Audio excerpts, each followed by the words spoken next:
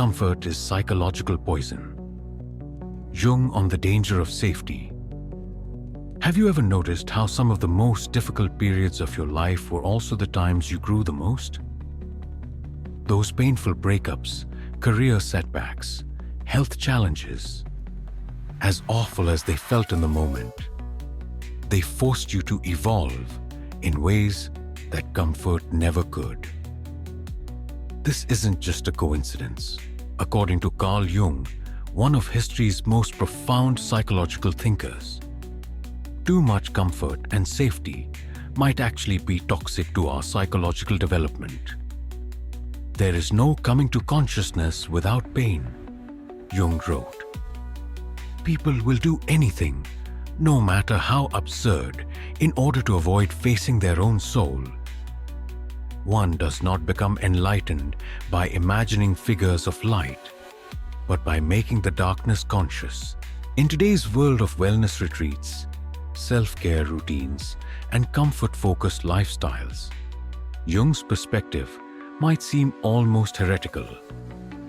Aren't we supposed to minimize suffering? Isn't psychological safety the foundation of well-being? Not according to Jung. He believed that our modern obsession with comfort and safety might be creating exactly what we fear most: stagnant, fragile individuals, unable to face life's inevitable challenges. Today, I want to explore why Jung saw excessive comfort as psychological poison and how embracing necessary discomfort might be the key to genuine growth and fulfillment. Let me share something personal. A few years ago, I was in a comfortable job with a good salary, supportive colleagues, and work that came easily to me. From the outside, it looked ideal. But inside, I felt increasingly stagnant. My skills weren't growing. My creativity was dimming, and a vague sense of meaninglessness was creeping into my days. When an opportunity arose that would require me to leave this comfort zone, a role that would stretch me beyond my current capabilities, my immediate reaction was fear. Every instinct screamed to stay safe, to maintain the comfort I'd worked so hard to achieve. But something deeper in me recognized that this comfort had become a kind of prison. I took the leap into the unknown, and while the transition was genuinely painful, filled with moments of inadequacy, anxiety, and self-doubt, it ultimately catalyzed a period of extraordinary growth that never would have happened had I remained in my comfortable situation. This personal experience reflects a fundamental principle in Jung's psychology: the necessity of tension and challenge for psychological development. Jung observed that the psyche, like all living systems, develops through a process of confronting and integrating opposites. Comfort and safety, while necessary in appropriate measures, can prevent this essential dynamic if they become our overriding priorities. Man needs difficulties, Jung wrote. They are necessary for health.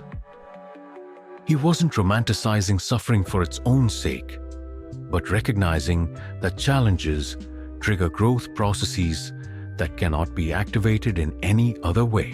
Think about how physical strength develops. If you never push your muscles beyond their comfort zone, if you never experience the micro tears and subsequent rebuilding that creates stronger muscle tissue, you won't get stronger no matter how much you exercise. The same principle applies psychologically. Without confronting difficulties that stretch our current capacities, our psychological muscles remain undeveloped. But our modern world has become increasingly organized around the elimination of discomfort. From climate-controlled environments to on-demand entertainment, from medication for every mood fluctuation to social media filters that present idealized realities. We're surrounded by technologies designed to shield us from natural sources of tension and challenge. Jung would view this trend with alarm. He believed that much of modern neurosis stems not from trauma, but from lives too insulated from meaningful challenge and genuine engagement with life's fundamental tensions. What makes comfort particularly dangerous from Jung's perspective is how unconscious its effects can be. We rarely recognize comfort as a problem because it doesn't present as immediate suffering. It's more like a slow-acting poison that gradually diminishes our capacity to face challenges when they inevitably arrive. I have seen this pattern repeatedly in my work with clients. One young woman came to therapy experiencing severe anxiety about a career transition. As we explored her history, it became clear that her parents, with the best of intentions, had protected her from virtually every difficult emotion and situation throughout her childhood. They removed obstacles, solved problems for her, and cushioned disappointments. The result wasn't a happy, confident adult, but one who had never developed the psychological tools to navigate challenge or discomfort. When faced with real-world complexities that couldn't be eliminated, she had no internal resources to draw upon. What appeared as kindness, protecting her from discomfort, had actually prevented the development of psychological resilience. Jung identified several specific ways that excessive comfort undermines psychological health. First, it prevents the development of what he called the personality, the unique, differentiated individual who has discovered their own values and capacities through confronting challenges. Comfort encourages conformity and the path of least resistance rather than the more difficult journey of becoming fully ourselves. Second, comfort often leads to a dangerous inflation of the ego. When we're shielded from natural consequences and difficult realities, we develop an unrealistic sense of our own capabilities and importance. This inflation eventually collides with reality, leading to psychological crisis when we discover our limitations. Third, and perhaps most importantly, comfort prevents the essential encounter with the shadow. Those aspects of ourselves that don't fit our conscious self-image. It's primarily through difficulties and failures that we discover our shadow qualities. And without this encounter, genuine self-knowledge remains impossible. Until you make the unconscious conscious, it will direct your life and you will call it fate. Jung warned. Comfort allows us to maintain the illusion that we know ourselves, while keeping us blind to the unconscious forces actually shaping our lives. In contrast to our comfort-seeking culture, Jung advocated for what he called the way of what is to come, a path of conscious engagement with life's inherent tensions and difficulties. This isn't masochism or glorification of suffering, but recognition that growth occurs primarily at the edges of our capabilities, not in the center of our comfort zones. What might this look like in practice? Jung suggested several paths that still have profound relevance today. First, he emphasized the value of voluntary discomfort, choosing to engage with challenges before they are forced upon us by circumstance. This might mean having difficult conversations we'd rather avoid, pursuing work that stretches our capabilities, or deliberately exposing ourselves to viewpoints that challenge our assumptions. I remember working with a successful executive who realized he had surrounded himself with people who reinforced his existing views. Despite his outward success, he sensed a growing stagnation in his thinking. Following Jung's principle, he deliberately sought out intellectual opponents and engaged with perspectives radically different from his own. The initial discomfort of having his views challenged eventually gave way to a more nuanced understanding and revitalized intellectual growth. Second, Jung advocated for direct engagement with the shadow through dream work, active imagination, and honest self-examination. These practices require facing aspects of ourselves that our comfort-seeking ego would prefer to avoid. Our potential for destructiveness, our hidden resentments, our unacknowledged desires. A client who prided himself on always being rational and in control discovered through dream work a rich inner world of emotions and intuitions he had been suppressing. The initial confrontation with these disowned aspects was profoundly uncomfortable, challenging his entire self-concept. Yet, as he gradually integrated these qualities, he experienced a depth of creativity and connection that had been inaccessible to his previously rigid personality. Third, Jung emphasized the value of meaning over comfort. He observed that humans can endure extraordinary difficulty if they perceive meaning in their struggles, while even minor discomforts become intolerable when meaningless. The least of things with a meaning is worth more in life than the greatest of things without it, he wrote. This insight has profound implications for how we approach life's challenges, rather than asking, "How can I avoid this discomfort?" We might ask, "What meaning might emerge from engaging with this difficulty?" This shift in perspective transforms our relationship with the inevitable challenges of existence. I saw this transformation in a woman navigating a difficult chronic illness. Initially, she approached her condition as something to be eliminated at all costs, focusing entirely on comfort and symptom reduction. While these were important, her exclusive focus on comfort left her feeling increasingly victimized and depleted.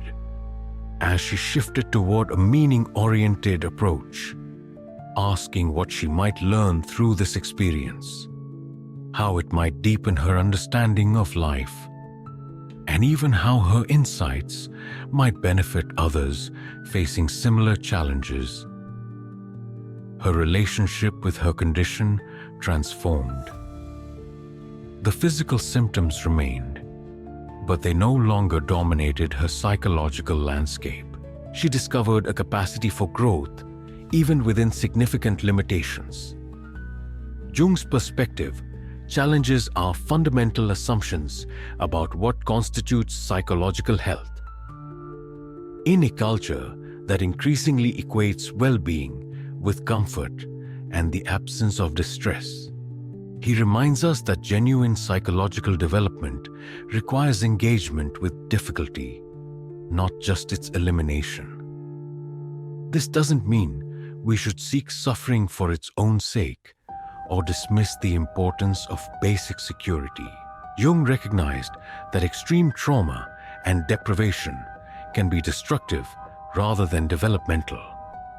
But between devastating trauma and excessive comfort lies a middle path, what he might call optimal challenge, that catalyzes growth without overwhelming our capacities.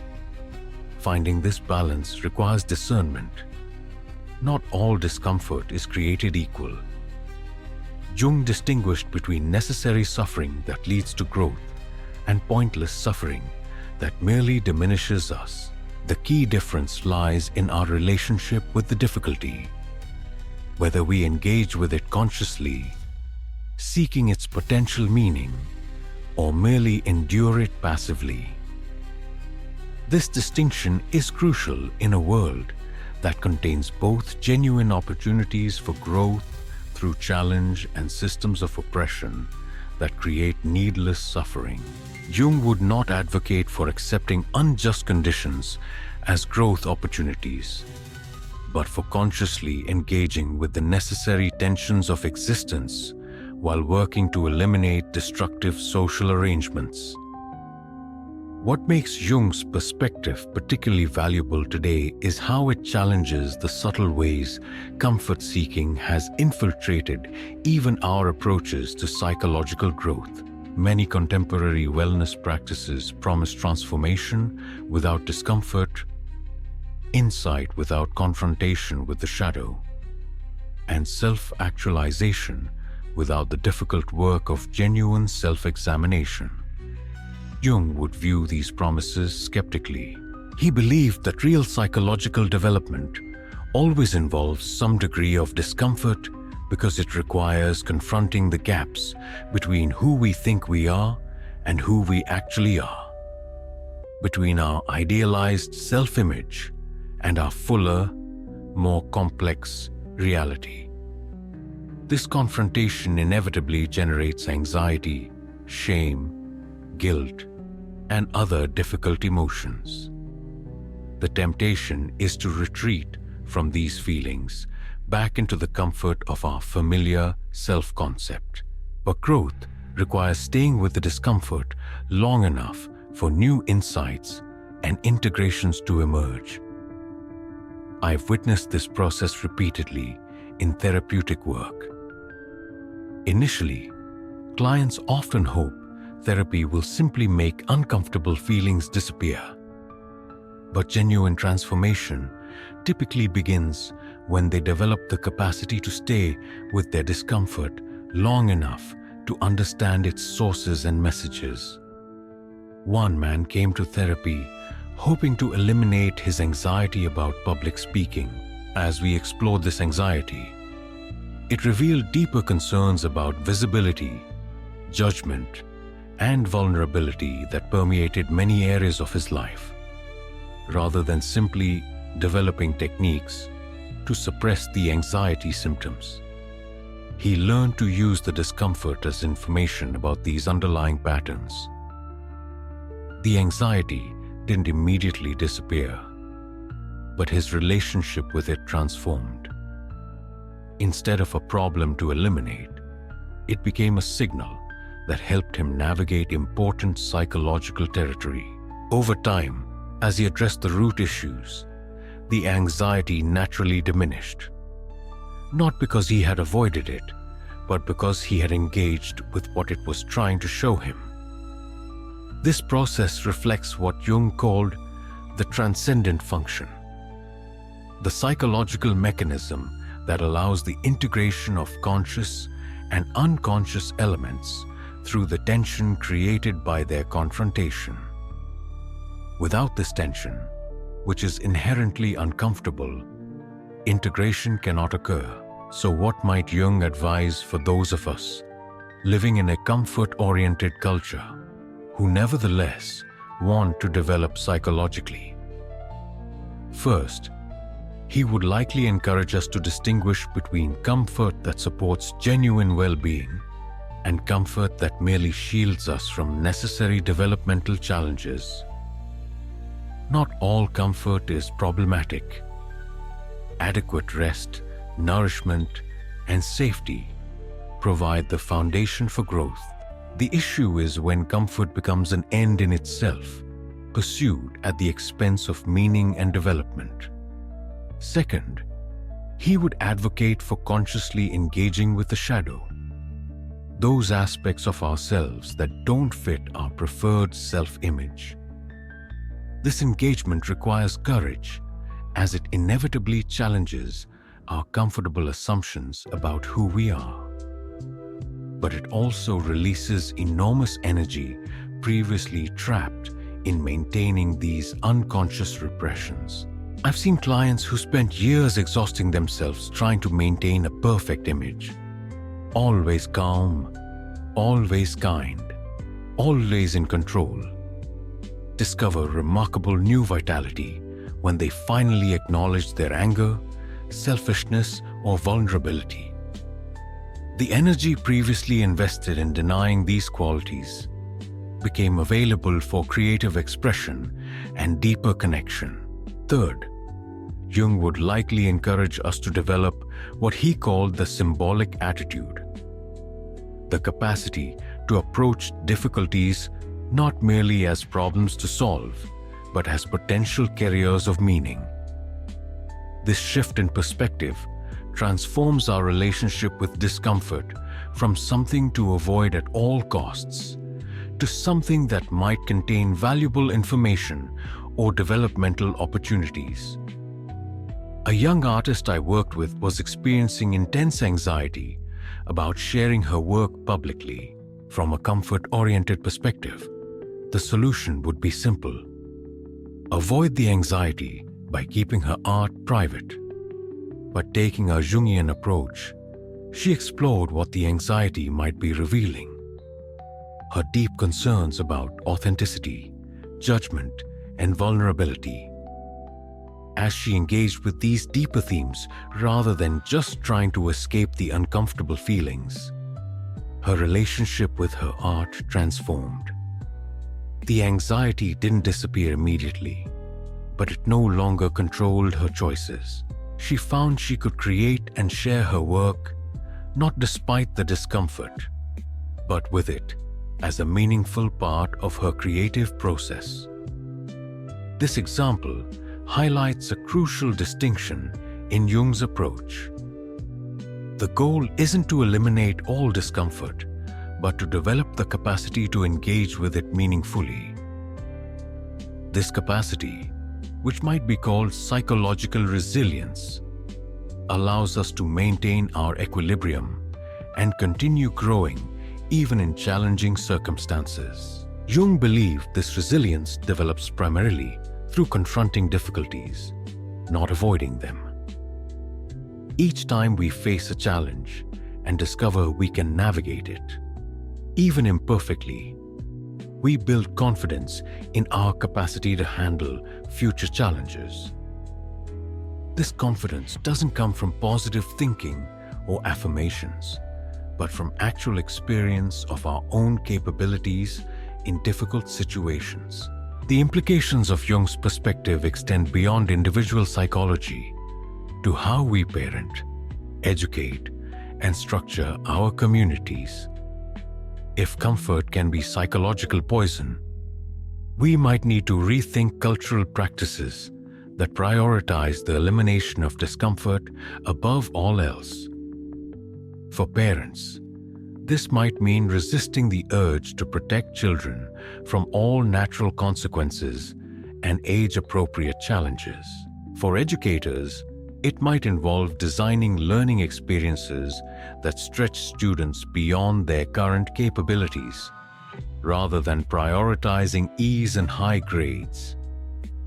For communities, it might mean creating spaces that encourage genuine engagement with difference and difficulty, rather than mere comfort and agreement. These approaches don't abandon care or support. They redefine them. True care involves supporting others through necessary challenges rather than eliminating all challenges. It means providing a secure base from which exploration can occur, not a cushioned cell that prevents development. Jung's vision of psychological health stands in stark contrast to many contemporary approaches. Rather than the absence of distress or the achievement of constant comfort, he saw health as the capacity to engage fully with life's inherent tensions and difficulties, to find meaning in them rather than merely seeking escape. This doesn't mean romanticizing suffering or pursuing pain for its own sake. Jung was clear that pointless suffering can be as destructive as excessive comfort. The key is discernment, learning to distinguish between difficulties that offer potential for growth and those that merely diminish our capacities. This discernment itself develops through experience, not theory. As we engage with challenges and observe their effects on our development, we gradually develop an intuitive sense of which difficulties merit our engagement and which are better avoided or minimized. The paradox of Jung's approach is that by willingly engaging with necessary discomfort, we ultimately experience deeper and more sustainable well-being than we could achieve through comfort seeking alone. The temporary discomfort of growth leads to expanded capabilities, greater resilience, and more authentic connection with ourselves and others, all essential components of genuine psychological health. So the next time you feel the pull to avoid a difficult conversation, shelve a challenging project, or retreat from a growth opportunity because of the discomfort it evokes, consider Jung's perspective. The discomfort you're avoiding might contain precisely the developmental catalyst you need. As Jung put it, the achievement of psychological maturity is an individual task, and so is increasingly difficult today when man's individuality is threatened by widespread conformity. In a world that increasingly prioritizes comfort and conformity over the discomfort of authentic development, choosing the path of growth requires conscious intention and courage. But the rewards are profound. Beyond the temporary ease of comfort lies the deeper satisfaction of becoming more fully ourselves, engaging with life's challenges not as obstacles to happiness, but as invitations to growth and meaning. If you found value in this exploration of Jung's perspective on comfort and growth, please hit that like button and subscribe for more content that delves into the depths of human psychology. Every day, we explore topics that challenge conventional wisdom and offer new perspectives on what it means to be human. Until next time, remember, the most meaningful growth often begins precisely where your comfort zone ends.